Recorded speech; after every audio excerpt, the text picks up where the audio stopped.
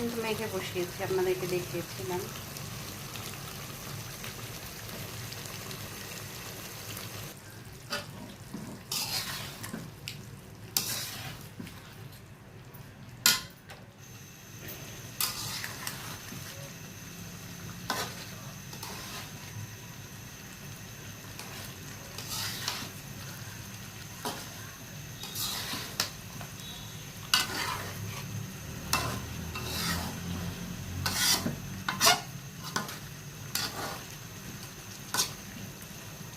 ফার্মের মুরগি সিদ্ধ হইতে টাইম লাগে না, কিন্তু ফার্মের মুরগি দিয়েই কিন্তু বিরিয়ানিটা মজা।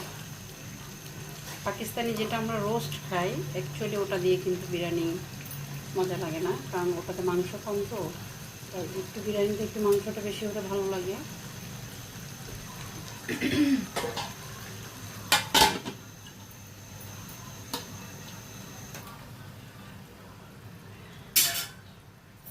আবার দেখাবো, আবারও একটু নেড়ে দিচ্ছি।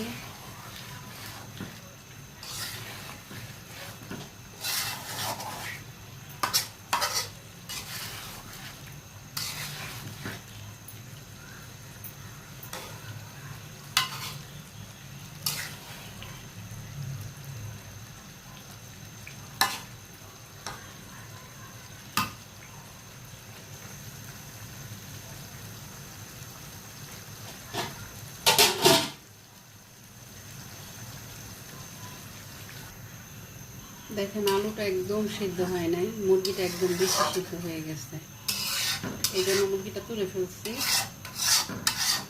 মুরগিটা তুলে এখন পানি দিয়ে দিলাম আলুটা সিদ্ধ হওয়ার জন্য। আলুর সাথে গিলা কলিজা সবই রেখে দিচ্ছি, এগুলো তুলি নাই, কিন্তু মুরগি মাংসটা তুলে ফেলছি।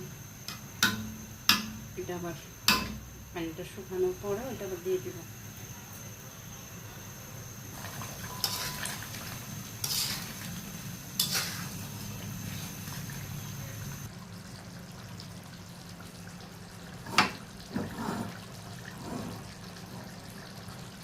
এখন দেখুন আলুটা সিদ্ধ হয়েছে, তখন আলুটা সিদ্ধই হয়নি।